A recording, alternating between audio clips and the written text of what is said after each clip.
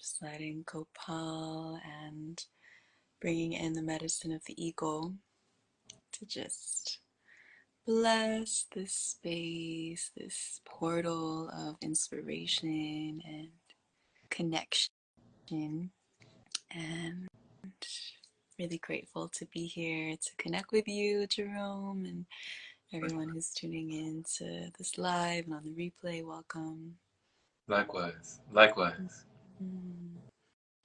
So, my intention in this inspiration connection portal is to listen, to be present, to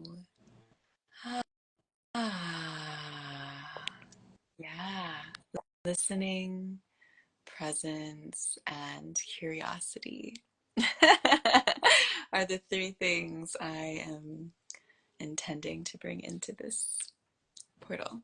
Okay. Okay. Curiosity. You're bringing in the curiosity. I'm all about curiosity. Yeah. Okay. We're all about curiosity. We're curious over here. And bringing in the cat energy. We both have black cats.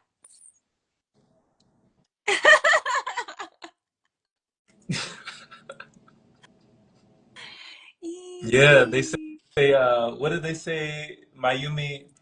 They say, curiosity killed the cat, but satisfaction brought her back. Interesting. You heard that one? No. Yeah. Just the first part. Just the first part. Yeah. But that never really resonated. I'm like, I like to be curious. Yeah. I like to play. And I say yes to life. Yeah. While honoring death and rebirth, of course. But also, like, there's so much adventure and aliveness and expansion. Comes with curiosity and satisfaction. Mm-hmm. It's like, what's the balance of curiosity and satisfaction, right? Right? What's the balance? Yes.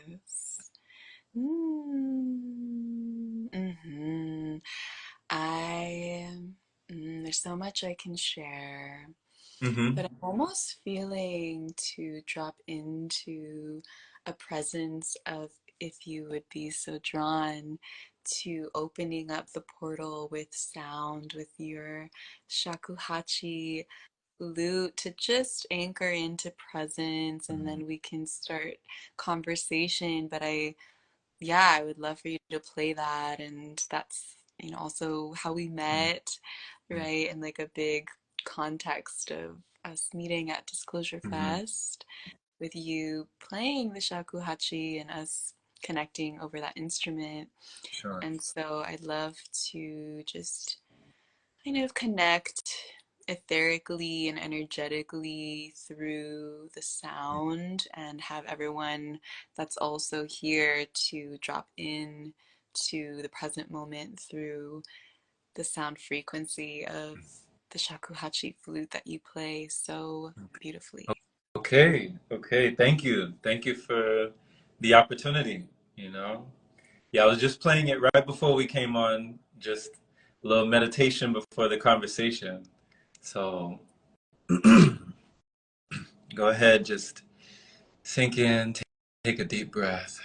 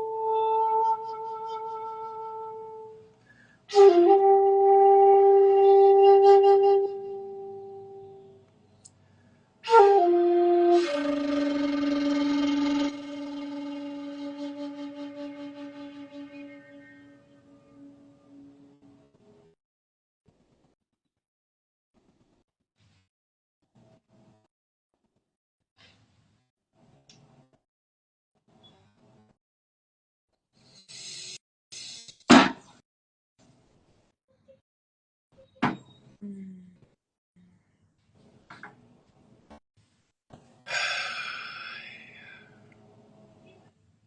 Arigatou gozaimasu. I felt as you're playing just this invocation of sacred space, invocation of our ancestors and ancestral wisdom. So I welcome that with gratitude.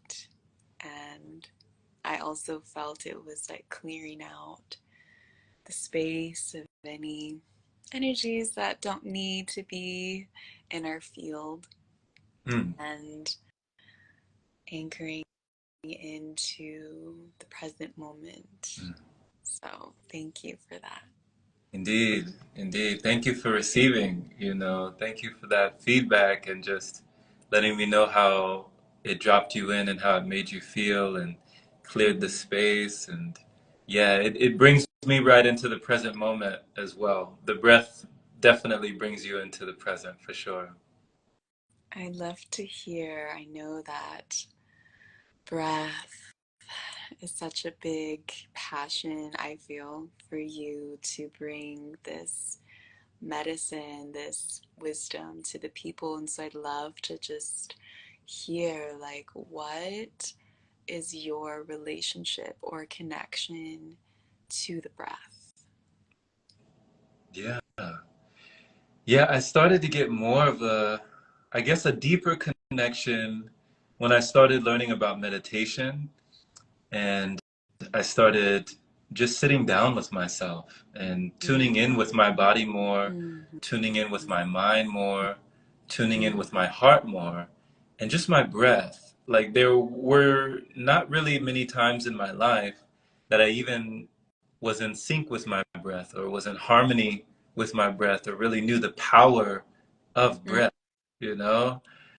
And Right. so when I started playing this flute here, this shakuhachi, it really taught me, quick, fast, in a hurry. Mm-hmm. Quick, fast, in a flurry. It taught me about breathing and the importance because, well, first of all, if you're not at ease, if your heart is racing, palpitating, if your mind is everywhere, it's really hard to really flow through. The sound doesn't really flow. If you're not in flow, then the sound will mimic that.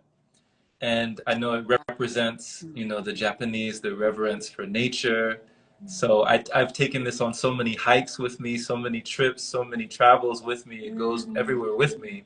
And I actually got it in California in the Japanese village in Little Tokyo. Okay. There was a man named Mr. Yoshi. I call him Master Yoshi, and he makes he repairs and makes like kotos and shakuhachis and different instruments. And I bought this one from him, and it's lasted me like over, wow, that was back in 2019, so it's lasted me since then. And yeah, like I said, just respecting the breath and honoring the breath, because if you don't have breath, the body will shut you, it'll shut down. It'll shut you down if you don't have enough breath going up to the brain. That's what was happening, Mayumi. Like, Mayumi, I fell out. There were times where I was on the floor. I passed out. Was gone. Really? Blacked out. Yeah, yeah. Yes, several times. Several times. Yeah. Until Wow. I like completely respected it, because for most of my for most of my life I neglected it, you know. I Okay. hadn't protected it, So I hadn't respected it. So when I started playing, there were a good few times that I could remember, and even one time that it was, whew, I think it must have been guardian angels or spirit guides or ancestors. Somebody must have held me up, Mayumi, because if you want to hear a short story, you want to hear a Go short story? ahead. Go ahead. Okay, short story, short story. So, Jesus Christ. So there were times when I was at the monastery. I don't know if I told you when we talked. The monks and nuns, they really helped me on this journey. They're from Myanmar, so they're Burmese, And they're the ones that influenced me the most during that period of time when I was starting to go fasting and finding methods that were longer lasting for me. They were a lot of my influences before I knew about the words like liquidarian and breatharian and pranic living and all of that stuff. I didn't know any of that stuff existed before that time. So when I started playing the flute, there were times where, like I said, I didn't respect the breath, and if I took a long breath, because you know those deep, elongated, prolonged breathing, when I took a long breath, and like if I inhaled or if I didn't, you know, if I wasn't standing properly or if I wasn't breathing properly, or if my body wasn't, you know, adjusted properly, I would just black out. I would black out. Like if my knees were locked and the channel wasn't, you know, aligned. Like if you lock your knee, people, you know, I used to sing on the church choir, and if you were on the choir, and if people lock their knees, they could pass out in the choir. You know, you weren't supposed to do that. So you would just have just a little bend in your knees. Yes. So that is one thing I learned, so that the breath can flow through more effortlessly. And I learned that the hard way, because I started just hitting the ground. I would remember the flute just clacking on the ground, like the flute would be clacking. I would be, what is that sound? And like I wouldn't realize that I was passed out, like I was just coming out of, you know, coming back into the matrix, like I had been somewhere else in another dimension, you know? So I don't know how long I was out, but it probably was just only a matter of seconds, but it was enough for me to lose consciousness and to lose the operational function of my vessel. Like I was losing function of my vehicle, right? So it was teaching me really quickly that the breath it needs to be optimal for us to function, for us to operate, and giving thanks for the lungs that do it without our conscious awareness. Right. You know, the lungs are doing it right now. As you and I are with each other, our lungs are just doing this automatically. So we take a lot of this for granted. And the one short story I have is one day, I used to climb trees a lot. I would climb trees like, you know, like Mowgli in the Jungle Book. You remember the Jungle Book? Okay. So I'd be going up there, you know, to some levels that if you were to fall from that level, it'd be tragic. You know, it'd be tragic if you were to fall from that. So I would be going up there, and there was one time that I went on this ledge of a tree, this tree branch, and it was level to the ground, but it was like parallel to the ground, but I was just standing on top of it, and I was playing my flute on top of this branch, the tree branch, right? Okay. You see where this is going? You see where this is going, right? Okay, I think this is foreshadowing right here. You're chuckling. I see you chuckling. So I'm playing my flute, and all of a sudden I just hit this long breath, and it's euphoric. It's euphoric, Mayumi. It's like, oh, like I just remembered. It's like, Jerome, how did you forget this? Like, how did you forget that peace is only one breath away?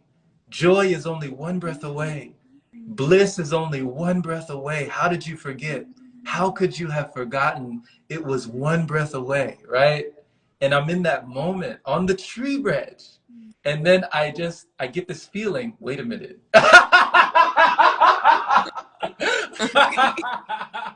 I'm like, hold on, I can't move.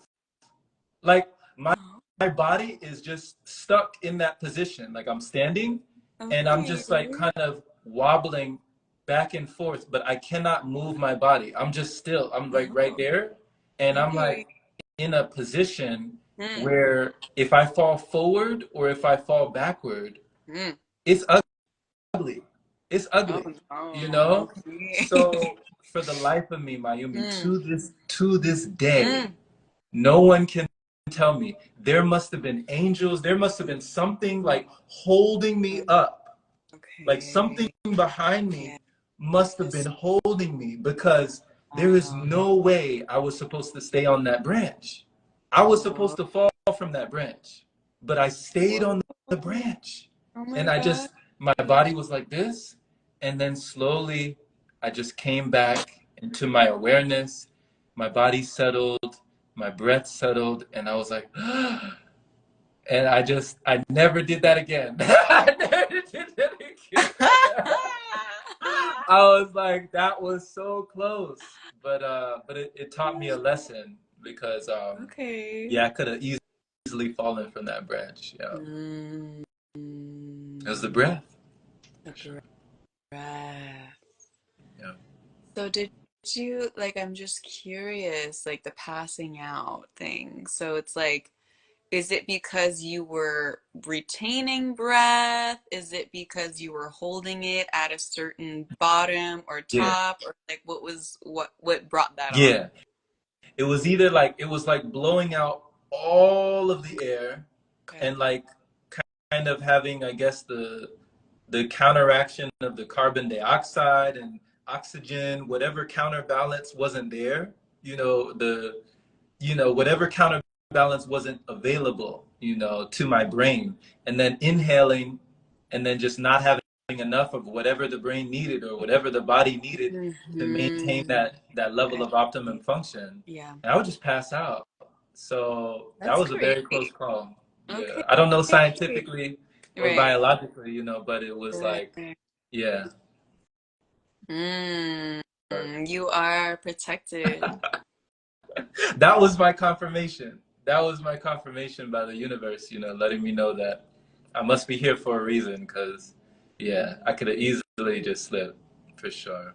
Yeah. Mm.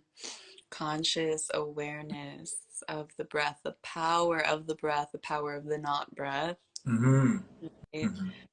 Of life, death, Yeah. conscious waking life and other dimensions. It is the bridge Yeah. Yeah. between But all yeah, dimensions. like, what has given you that? I mean, just that example of knowing that you are here for a reason. What would you say has given you that? Mm. We are here for a reason. Ah, yes, we all have a purpose of being here. Absolutely. Mm.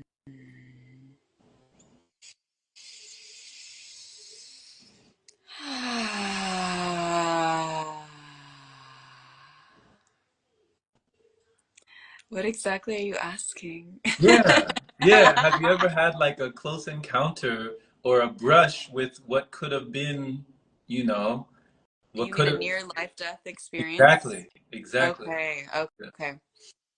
No, Okay, okay. I have not. I've been very protected. Wow.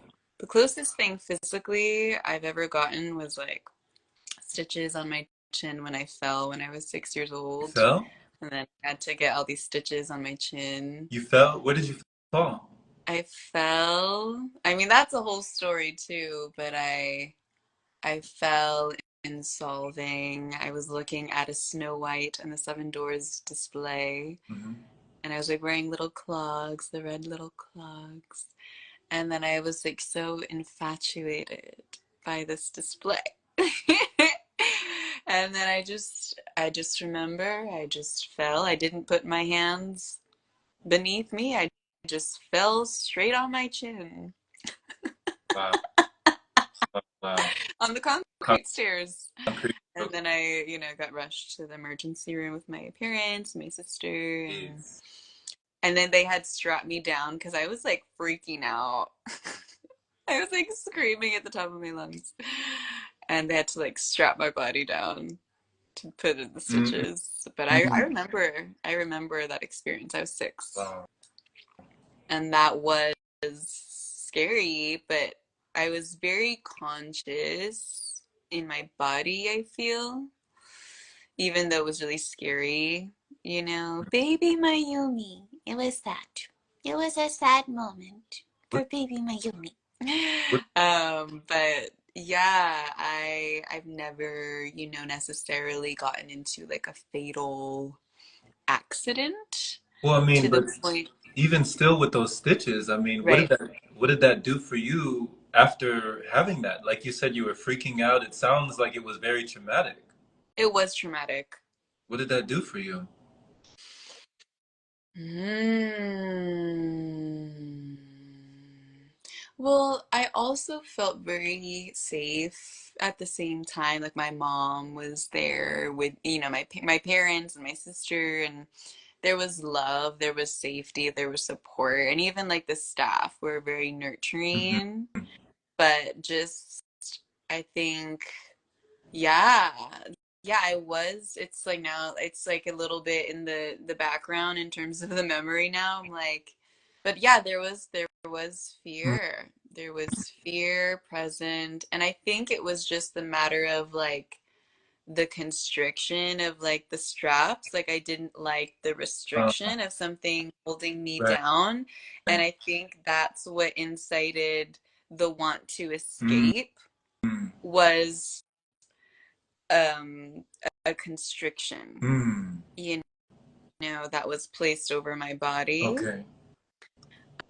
Um, and yeah, it was, I mean, you can kind of see it. Oh, But yeah, it's still like the scar is still there a bit. But it's yeah, like I a reminder. mm, So like a reminder of like just that time where you were held down. It's like trying to constrict or hold down a free spirit, you know? mm, yeah, so true. Yeah, I think it was just that was the screaming. I think that was the resistance was like I'm, being Yeah. held down by authority Yes. Yeah. Yeah. Yeah. in the system, right? So that's I feel very symbolic.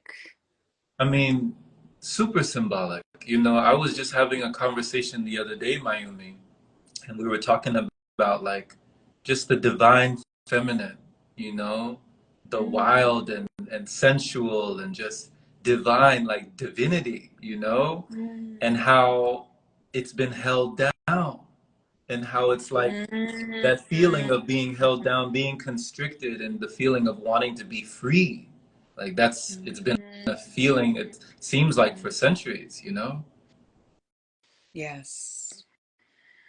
Thank you. I didn't make that connection until this moment in terms of that full.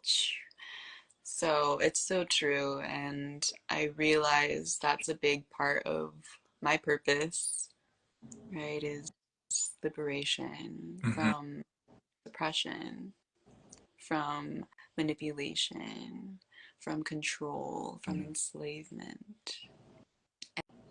Like, And yeah, of authority. yeah, Hmm. yeah. And with that, I've really, you know, uncovered a lot of past life trauma, ancestral trauma in my journey the past 10 years, and really have seen a lot of violence in my visions, Mm. you know, of me personally and the women of my lineage, right? And also very connected to the collective feminine consciousness on the planet with the amount of violence that is still very much happening, Mm. to women on the planet right now and girls, you know. And so, yeah, just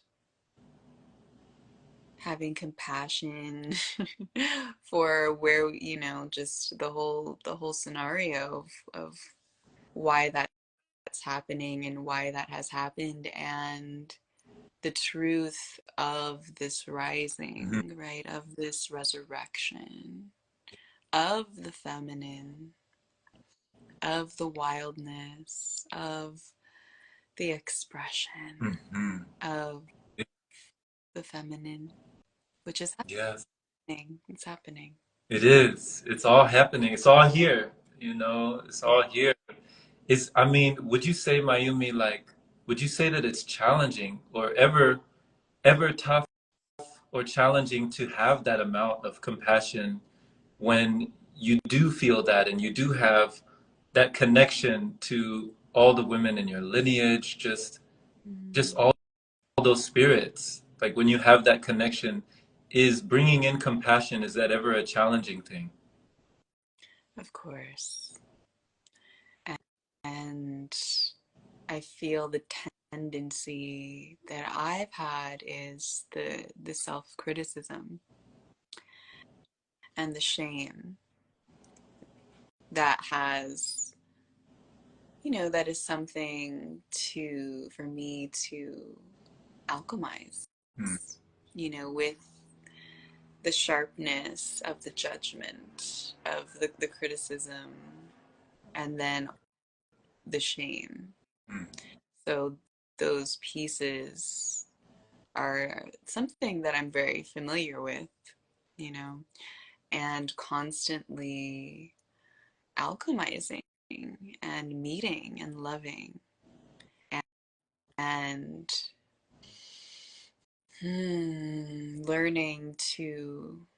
learning to integrate mm. and also cultivating that love, which can be very challenging. Compassion can be very challenging when the sharpness of the judgment is present, Yeah, as well as the shame, right? And so navigating those energies to then and embrace it all with compassion, right. being such a big point of healing. Thank you for bringing that in and like just thank you for your honesty because you remind me, Mayumi, I seen a movie this year. It wasn't that long ago, but I seen a movie earlier this year. It was called Mad Max Furiosa. You ever seen any of the? I don't know if you've seen like the Mad Max series. It's a crazy, series. I mean, they're going crazy in the desert. It's like resources are very scarce in the desert. There's not really, too much to go around. People are fighting each other for oil and gas and water and just, different things are very scarce. And there was an oasis that these Mm. soldiers and these men didn't know about, this oasis in the middle, this green place in the middle of like an entire desert. Like just imagine the whole world is like the Sahara Desert, just wasteland, apocalyptic. But in the Mm. middle of the world is like this green place with Mm. trees and tropical and just lush vegetation Mm. and just water and all of the resources that they could need. Mm. And on the outskirts of this oasis, in the barren wasteland, it's like a huge patriarchy. Like the men are just ruling the whole wasteland. They're just killing each other, right? Wars and battles, endless, endless. But in the oasis, it's ruled by a matriarchy. And there's a group of women that are like the leaders. The women are the leaders in the oasis, and they have lush, all of the things that they could ever need is there in the oasis, this green place. And the main character, the girl Furiosa, she's born in this green place, she grows up in this green place. But these men, they come and they stumble upon the green place and they find Furiosa and Mm. they take Furiosa away. And the whole movie is not only about her finding her way back, Wow. but on her way out, her mother followed her, tracked down the men that took her, took care of the men that took her, but then was captured herself and tortured. Ugh. And so the movie is based upon Furiosa never letting go of that one grudge and never having compassion, not having any mercy, Wow. not having any forgiveness, The Oh. entire movie is based on her saga of the moment her eyes laid on the man who did that thing to her mother, Mm. she knew exactly what she would like. Her life purpose became Okay. ending his life. Oh. That became her life. So I don't want to spoil the movie, but it was an Mm. epic. I mean, it was an epic. If anybody enjoys like action films, but that element of compassion and forgiveness and the shame and just being shamed and being publicly shamed and Right. the feminine and just that dynamic was heavily in that movie. It was heavy. Mm-hmm. Mm-hmm.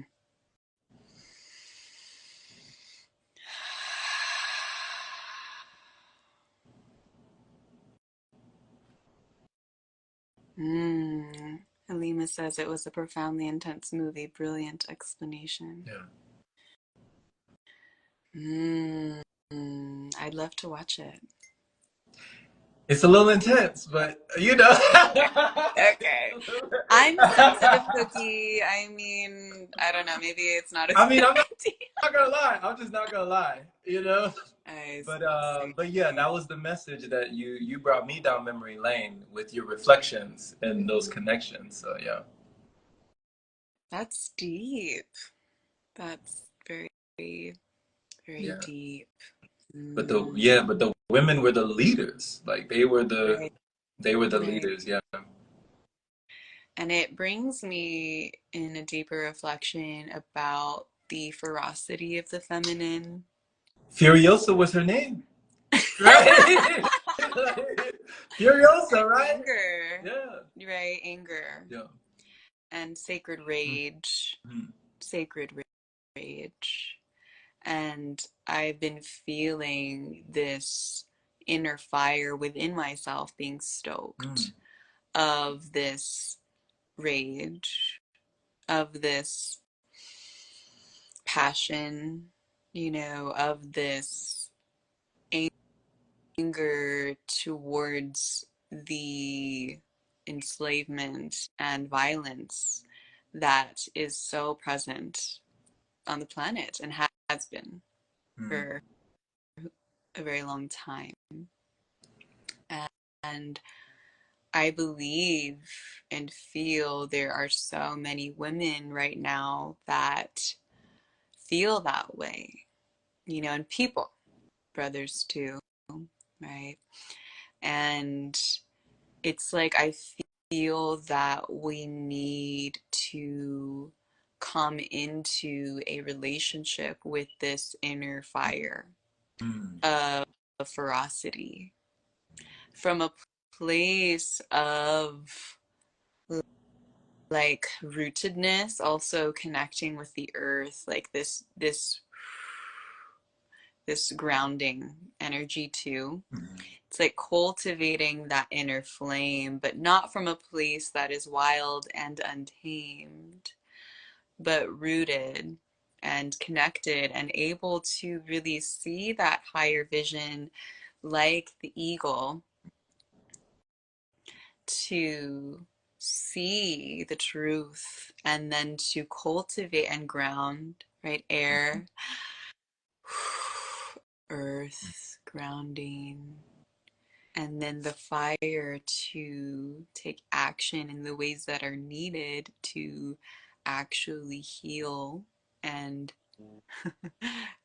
repair what is happening on the planet, and then the waters of compassion. And it makes me think about Avatar, Yeah. the last airbender. Yeah.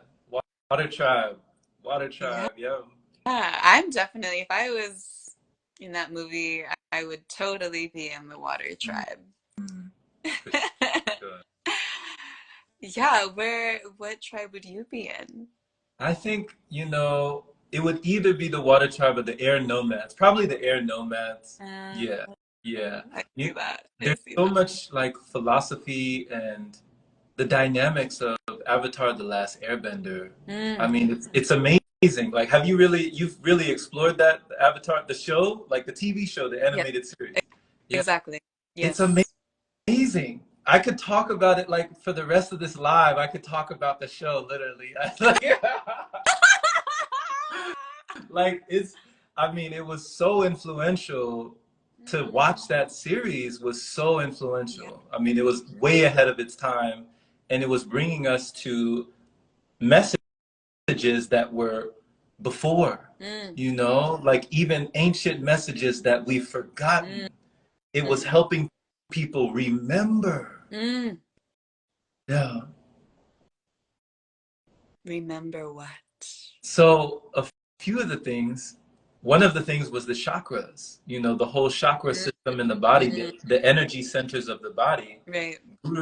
There's a scene with Guru Patik and Aang, the last airbender, where he literally explains to Aang Yeah. from the root all the way to the crown, all Mm, the way up and all the way down. mm, He teaches him about the whole chakra system in this beautifully orchestrated and illustrated scene that they just go through each of the energy centers one by one, and they're purifying them and purifying them and purifying them, and just taking out what no longer serves him, what doesn't deserve him, what tries to disturb him, just removing all of that rubbish, all of the blockages from his energy centers. And this is one episode, Mayumi, one episode. Oh, And I love that episode. I mean, yeah, like it breaks down the whole system. And I'm like, gee, this is in a cartoon show? Like, what? Like, does anybody, Mm, and mm, the influences of the martial arts application, the water tribe, flowing like water, being like with Tai Chi, having that mm. tribal energy of Yeah. being at sea. So the water tribe, they have ships, they're moving, they go this way and that. Then there's the air nomads, they're shaved, they're more Tibetan, more Buddhist Mm, mm, mm, ancestry, mm. all life is precious. They don't eat animals, they don't eat meat. All life Wow. is precious. They believe Uh, all life is precious, and they're more about evading. And so they use bagua, or pakwa. So it's a style of like, I remember taking Tai Chi class, and they taught us bagua, and we would move around in circles. We would move around in circular mm, patterns. And mm, I was like, this is what they did. This is what the air nomads did on the show. I didn't even know that's an actual martial art with mm, application. mm, Like somebody brought in that vibration into the show, and then Hungar Kung Fu, that's the Earth Kingdom, mm, right? So there's mm, mm. there's the water tribe, there's the Yes. air nomads, there's Mm, the Earth yeah. Kingdom, and I believe that's based in like China. So that's the Chinese influence, Chinese customs, Chinese locations. And then there's the Japanese influence of the Fire Nation, right? So Okay. the Fire Nation, they sit in Seiza. They have these poses. Like they do have that glorious rage, or that rage, that power of shooting the fire out of their hands. And that style of kung fu is like, the Shaolin kind of style, where it's very ferocious, it's very rambunctious, it's very straight and to the point, directing your fury, directing your anger, and then channeling, channeling your anger, channeling Mm, that, and alchemizing that into a form that it doesn't have to burn, it doesn't have to scorch, it can be warm, it mm, can heat, mm, right? mm, It can offer light, it can mm, offer illumination, mm, right? mm. It can bring light to a space that wasn't there before. And it doesn't have to burn down a whole forest. It can warm somebody in the snow on a cold night, right? So Mm. just the dynamics of each element and how they're utilized, it was brilliant. It was brilliant. So The show was brilliant. truly, Yeah. truly. Thank you. Thank you for speaking to all that. Absolutely. You gonna make me talk, too much. I'm here for it, truly. Elena says, I loved how Aang couldn't let go of Katara and the exploration of attachment. ultimately he lets go and everything turns out the way it's supposed to eventually. That was a big key. Yeah.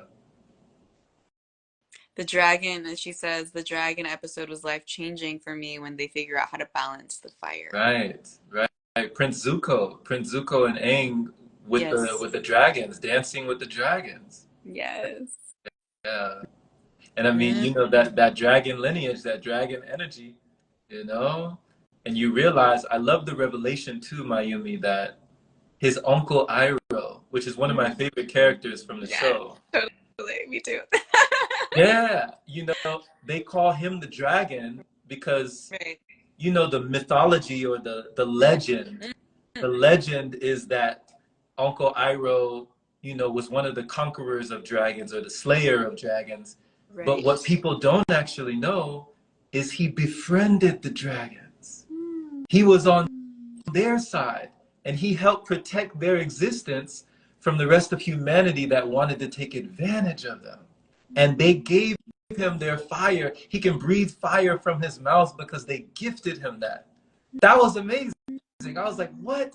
You know, so that was a whole nother thing of being in harmony with these sentient beings that have been misunderstood throughout time and just bringing that wholeness, you know, back into the forefront, understanding the lessons and drawing these connections. I loved it.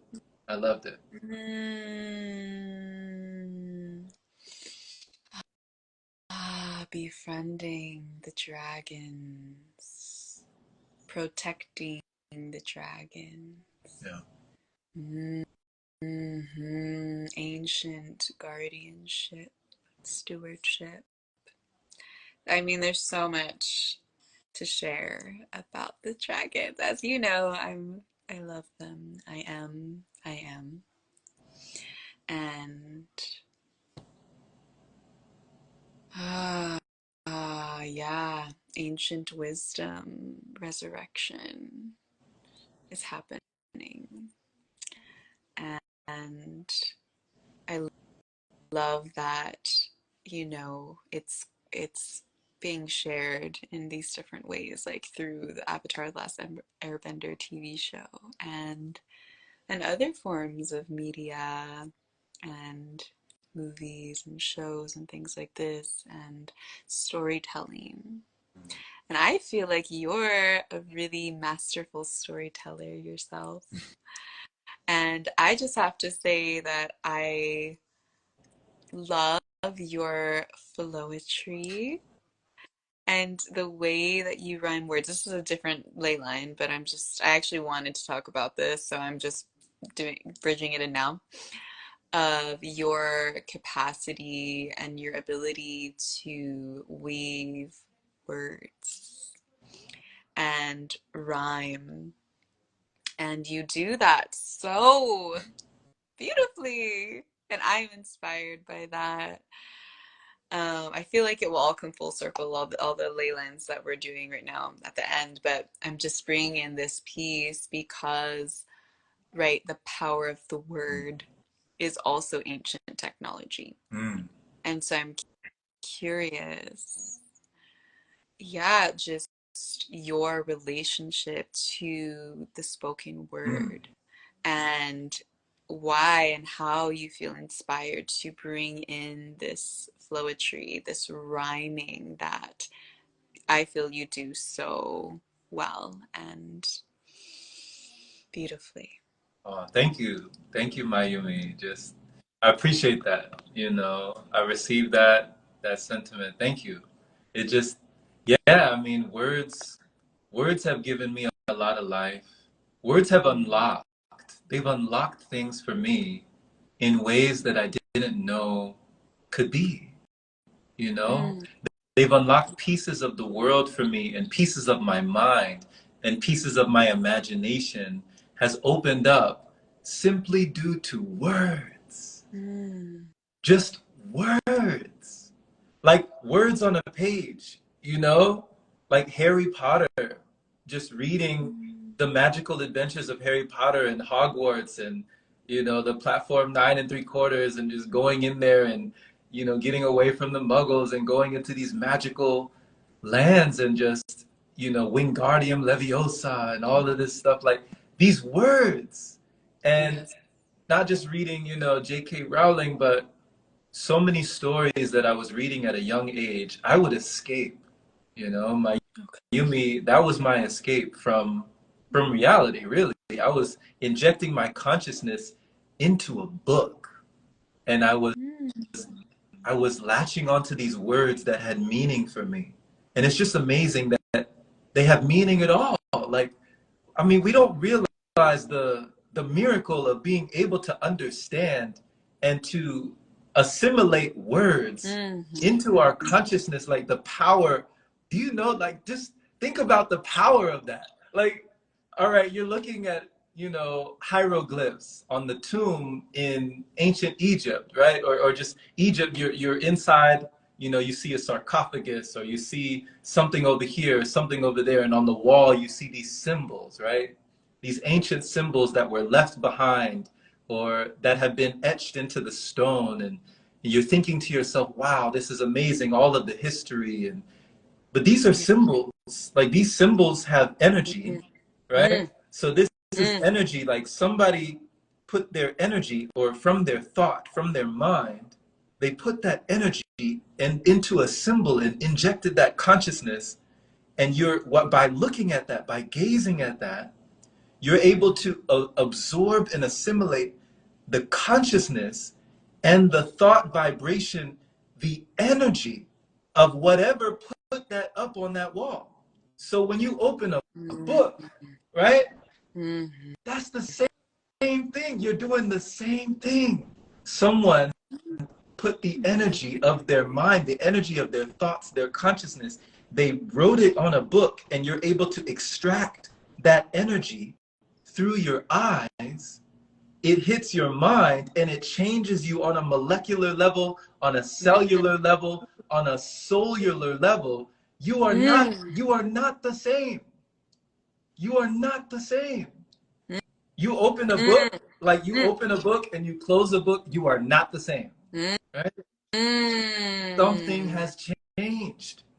So when I was doing this repeatedly, and I was going to the library repeatedly, I could not remain as I was before. I had to change. Yeah.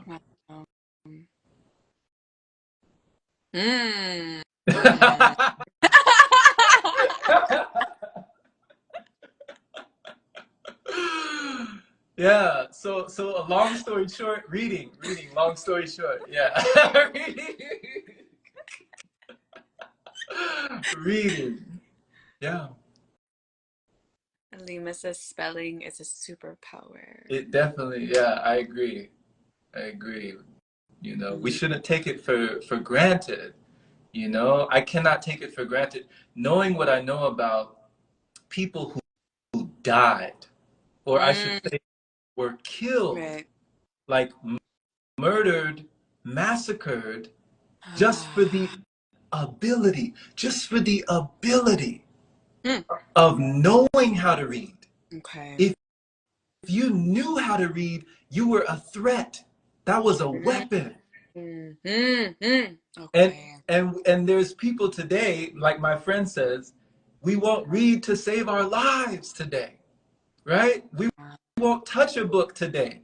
Back then, if you touched a book, you could die, right? People were killed. Books were burned. The knowledge was feared. And now it is here, and we don't revere the knowledge that was feared. It is here. And so, like, I just get emotional because, I mean, when I read books like The Narrative of the Life of Frederick Douglass, this was a man who lived way before my time, and he was writing words that I had to go and look it up in the dictionary. This man is writing stuff that I was scratching my head. What is that? What? Let me look that up. And this is a man who was born into slavery. We talk about being taken into slavery. He was born in it. Yeah. Born. Yes. And there's a quote up on my wall right now, Frederick Douglass. The quote says, "Once you learn to read, you will be forever free." Let me show you.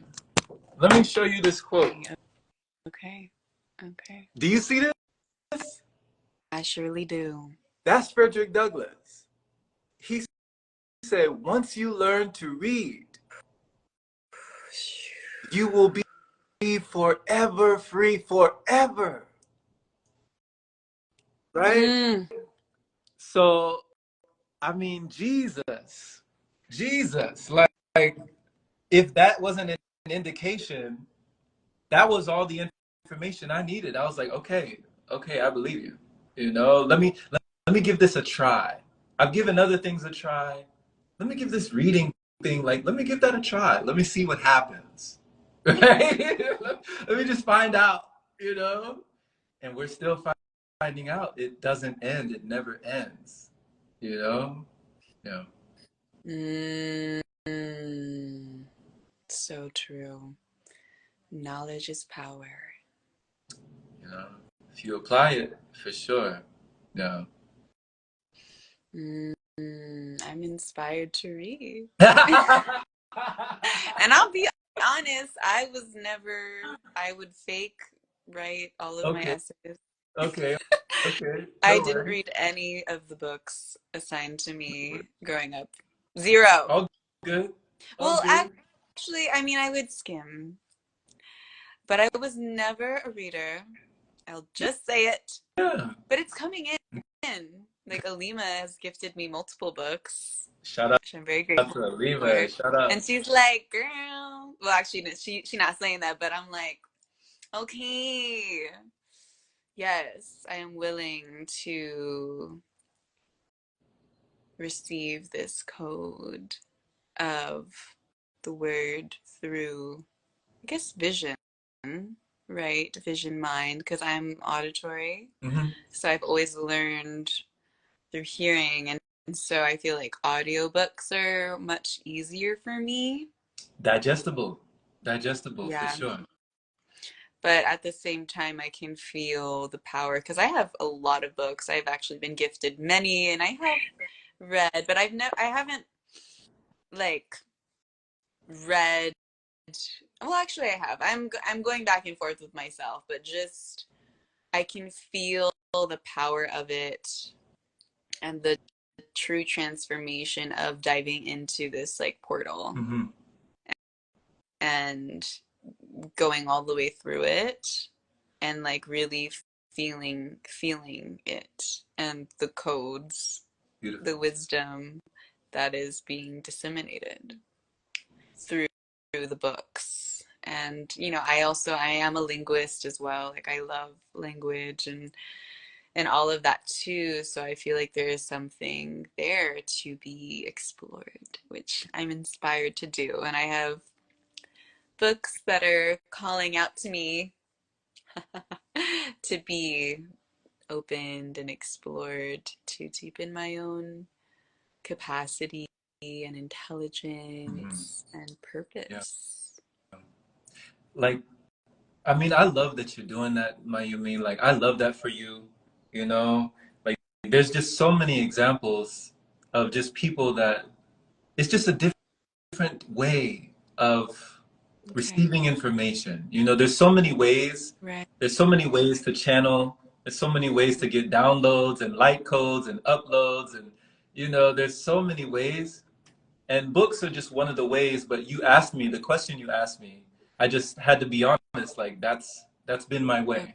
You know, Okay. that's been my way. And Yeah.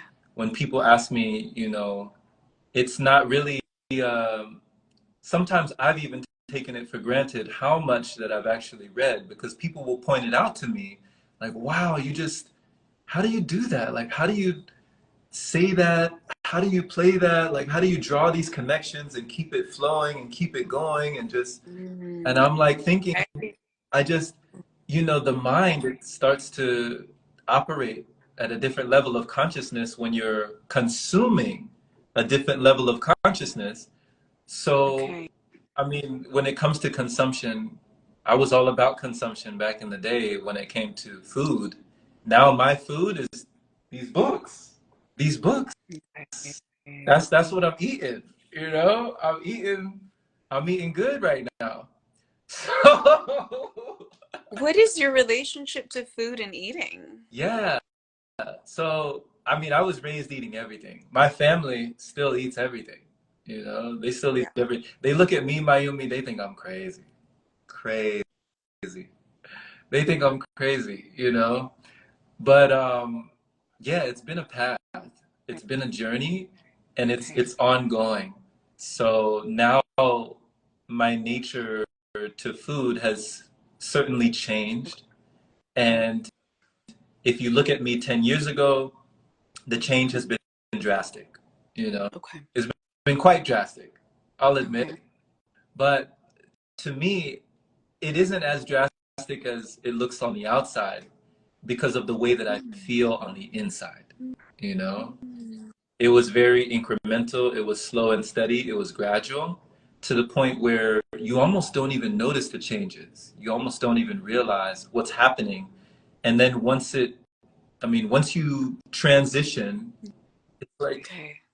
you know, it's just another feeling state. Now you've adjusted. Because back then Okay. I was very adjusted to eating all the stuff that I was eating and depleting all the times I was depleting and just feeding all the time constantly and needing all the time constantly. Right. Now, that level of detachment, like Alima was saying with Aang, we can detach from certain things. So there were levels of detachment I didn't know I could have. Hmm. I didn't know I could be detached about for survival. Meaning like something that I thought was giving me life wasn't actually giving me life. Because if it Hmm. was giving me life, by all means, I should be dead. I should be gone. Right? So I should physically, like people think that you physically you're supposed to die if you don't eat like in over a week or 5 days to however they think that if a person doesn't take in solid food, it's Right. game over for the individual. It's game over, right? Mm. Hmm. When you're able to detach from something that people think is necessary, they think it's a necessity, Ah. they don't realize that it's a luxury. It's not a necessity. Mm. It's a luxury. So, Mm. so for me, I looked at it differently, just like how books showed me the world differently. There were things that showed me what I was putting in my body. I didn't have to put in my body. It was actually a choice. It was like a Mm. choice that I was making moment by moment, day by day, unconsciously. Just kind of like how we bring in the breath, how we breathe unconsciously. I was Yes. eating. I was eating unconsciously. Yeah. Okay. So now I enjoy being more conscious as much as I can with the things that I do and the things that I don't do. Yeah. Mm. What is the longest that you've ever gone without eating? It's been 2 years. It's been over 2 years now. So Wait, the last time I had, really? huh? Really? Yes. Yeah. The last time I had solid food was back in May of 2022. Yeah. Really? Oh, wow. Yeah. 2 years. Over 2 years. Yeah. But it's ongoing. Yeah. Okay. Do you nourish with like tea? I do drink tea, not often. I drink, I like coconut water. I like juice. I Okay. usually I grab a juice. Usually, I walk back and forth from the grocery store in the Rising. But yeah, definitely not at the level that I used to, and it's tapering off. Really? With energy work, with qigong, with breath work, with Mm. meditation, sun gazing, grounding in nature, putting your feet in the grass, touching grass. So many things can be nourishing Totally. that don't involve, For sure. yeah, that don't involve food. So it's finding food wherever you go. Yeah. Okay, so it's been over 2 years since you've eaten solid food. Currently, yeah. Wow! That's powerful. And then you've done like juices and teas, but like almost it seems like just because you're feeling like it, not because you feel like you need that specific nutrients. Is that correct? When you Like, break that, yeah, okay, when you okay, break the concept for yourself, and this is right, for the individual. That's why, like, I'm not sure, telling anybody totally. stop. Yeah, they're Yeah, like, I'm not just telling people, hey, you need to stop eating, you need to, no, that's not the message, you yeah, know. It's for the individual to feel into their body, to feel into themselves, whether or not the level, the quantity, and even the quality is even okay. necessary. Is it Uh, even necessary? uh, okay. So Mm, it's finding what is necessary for you. For me, now, there's not a whole lot that I need, you wow. know? But it was a feeling state that was revealed to you over time. Okay. There's something within us that wants us to continue. I feel like it's something within you that wants to continue, you know? And whatever that evolution means for you, whatever that revolution means for you, it's going to be its own process. Mm, Because my goodness, Mayumi, back when I was eating, I mean, I was eating food to feed families. I was eating large quantities. Large. I'm not joking. I'm not joking. Like, I'm not joking. I'm I'm 6'3", right? I'm 6'3", you know, I was boxing, I was heavy in the gym. I okay. was eating food to feed families. You know, like Wow. like a family could divide in a whole table what I was eating in one sitting. And I was like, where is it going, right? But I thought that that was necessary. I thought I needed all that protein, these vitamins, these, you know, these minerals, these nutrients, and I thought all of that was necessary. When you go without food, and then when you Okay. go without food and water, when you go Right. dry, Right. if you go dry for a certain amount of time, for a certain many days, without anything, nothing, just air, Right. it will become very apparent that a Mm, lot of the things we do are a choice. Like it's a decision. It's not a necessity, you know? Like we've tricked ourselves for some reason. I don't know how this happened. We've tricked ourselves into believing that we are being sustained by something other than our breath. You mm, know, when the breath leaves, the spirit is gone. yeah. The person is laying there, they're on the hospital bed, the machine, the echo meter, the heart meter, it's flatlined. Yeah. And the breath, they said that we were with her till her last breath, right? Mm, We stayed with her till her last breath. mm, So understanding like, okay, the apple does not give me life. The apple is nice. The apple tastes great. The mm. apple is not giving me life. Okay. Well, what about the apple juice? If the apple's not giving me life, is the juice giving me life? Wait a minute. Even the juice is not really, it's not really giving me life. What's giving me life? Right? Right?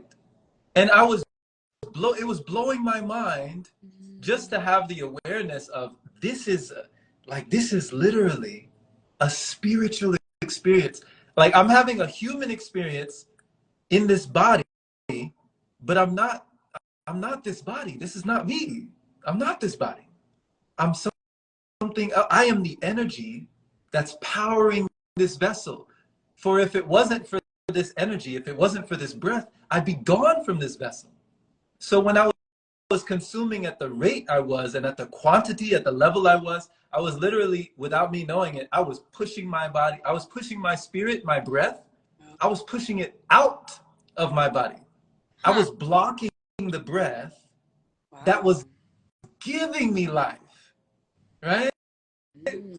And so all the indigestion, all the constipation, the sensations, the frustrations, the low vibration from the consumption, I was doing it to myself. So it was almost like a form of self-sabotage for Right. decades. And for years, I had no idea that I even had an option. I didn't know I had an option.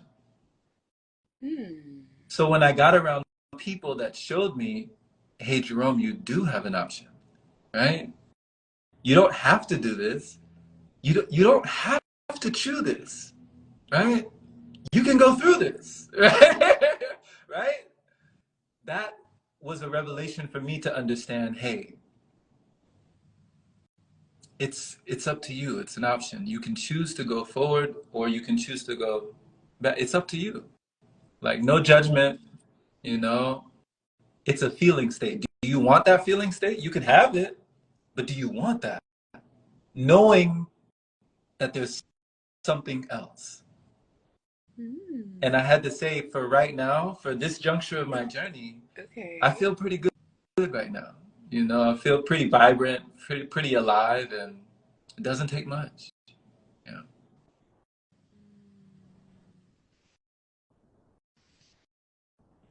Mm. Beautiful. Thank you for these questions, Mayumi. Thank you I for I bringing feel this. I feel the paradigm shift. Yeah, like thank you for bringing it out of me. It's not every day. It's not every day I get to speak on this. So thank you. Thank you so much for sharing and dropping these transmissions, this knowledge, this expansion of the mind, and remembering that all is a choice. And truly, at the root of it, and breath is life. And there's so many sources of mana, chi, life force that we have access to, Absolutely. Yeah. such as the sun and the earth, the soil, the chi, and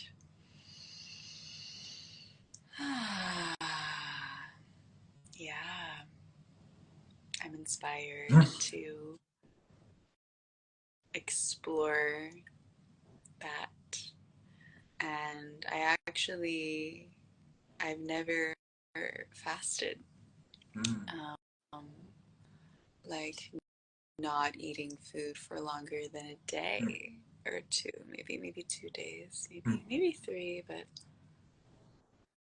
it's not something I've fully committed to exploring. Sure. And I've thought about it many times.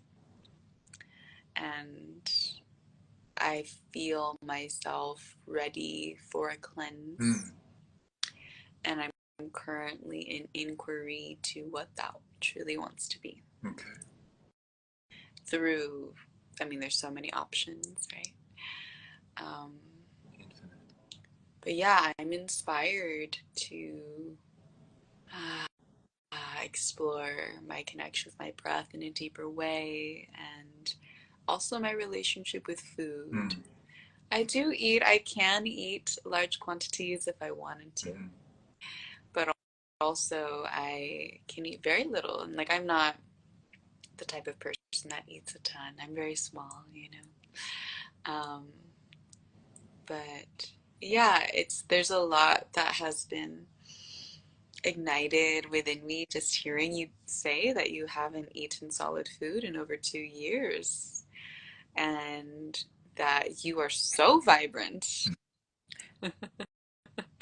and so connected. And it makes me wonder about um, my own capacities and relationship to food, my relationship to my body.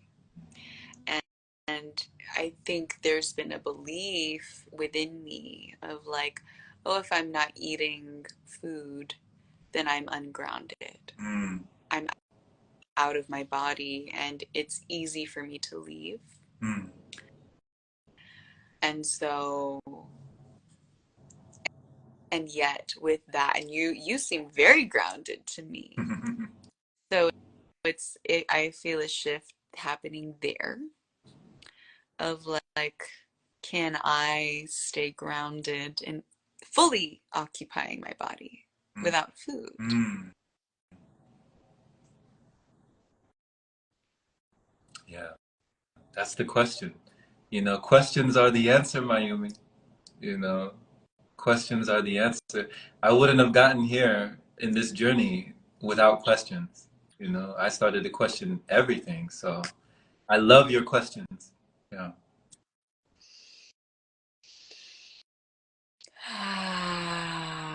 It's been an hour and 18 minutes. Maybe hour and 15. There's so much I want to ask you. We can do another I mean, one. We could do another one. We could do I feel around three. should. I feel Yeah. we should. Last thing is I know that you lead Qigong every morning Mm. on Instagram Live, 8 a.m. Pacific.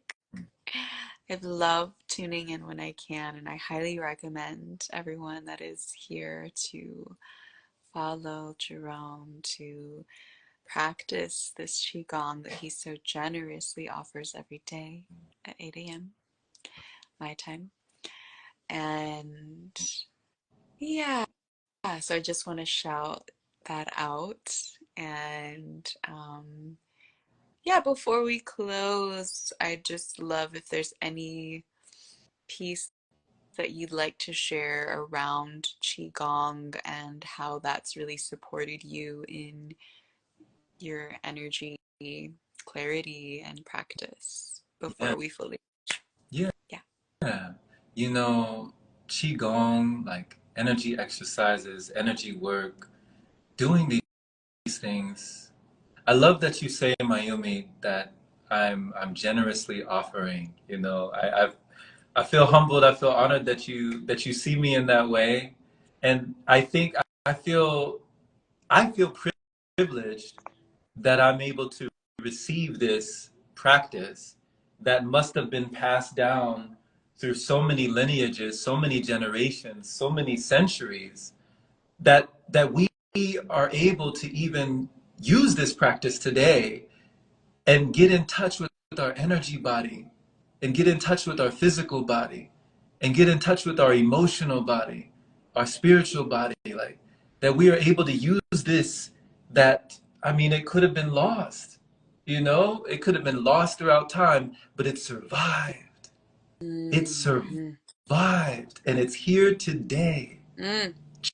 Qigong. I feel honored, like I feel privileged just that we have this knowledge, circling back to the knowledge that we have here in the field. I'm so, you know, just so privileged that I'm able to be a conduit or just even a channel for that information to continue to spread. Yeah. Because, yeah, I want to continue to have it spread to anybody, with ears to hear or eyes to see, because of what it did for me. You know. So, Mm-hmm. yeah, thank you for tuning in. Thank you. I always love seeing your name pop up when we go live. It's always a pleasure. Yeah. What other offerings are you sharing right now? Yeah. So if anybody wants to learn anything about pranic living, breatharianism, anything of that nature, the first link in my bio will take you to that, our website. The website is patreon.com/pranic path. So it's just patreon.com/pranic path. And there's just a ton of knowledge, that's still ongoing, still being put there, tons of books, tons of audios and videos that pertain to this way of living in particular, just the ability or the awareness that we can be without food and water indefinitely, indefinitely. So, other than that, I have multiple books. I'm currently publishing my seventh book on Amazon. Oh, My okay. other six books that I put out on this lifestyle in particular, they're all on Amazon. Get at me, my DMs if you want to go find those, or just look up my name. Just type it on Amazon, Jerome Shaw. You should find that. YouTube, just type in my name, Jerome Shaw. You'll find that. And lastly, the podcast available on all platforms is called The Open Palm, and we've been doing the Open Palm podcast since 2018, and I'm just proud of where it's grown from there. So thank you for the opportunity. Thank you for the platform, Mayumi. Thank you. Of course. Thank you so much, Jerome. I honor and respect you very much and value you. And thank you so much for sharing all of this wisdom with us and expanding our minds to expanding our minds. We're here for each other. We're here. Yeah. Yeah, I'm I'm excited to continue to drop in together and collaborate and weave our gifts in service and purpose. So, before we close, as we close rather, I'd love for you to just, if you're open to it, close us with just like a rhymed prayer that is this integration of this past hour Okay. Okay. and A rhyme. but So a rhyme. You want to close with a rhyme? All I, right. I do. I got I you. do. I got you. Okay. Okay. You ready? Okay. Yes. Let's see. Let's see if I remember this one. Okay. Somebody said that it couldn't be done, but she with a chuckle replied that maybe it couldn't, but she would be one who wouldn't say so till she tried. So she buckled right in with a hint of a grin on her face. If she worried, she hid it. She started to sing as she tackled the thing that couldn't be done, and she did it. Somebody scoffed, "Oh, you'll never do that. At least no one ever has done it." But she took off her coat and she took off her hat. And the first thing we knew, she'd begun it.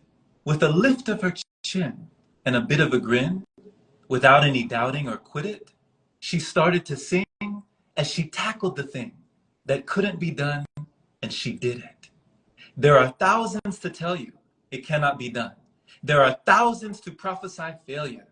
There are thousands to point out to you one by one the dangers that wait to assail you. But just buckle in with a bit of a grin. Just take off your coat and go to it. Just starting to sing as you tackle the thing that cannot be done, and you'll do it.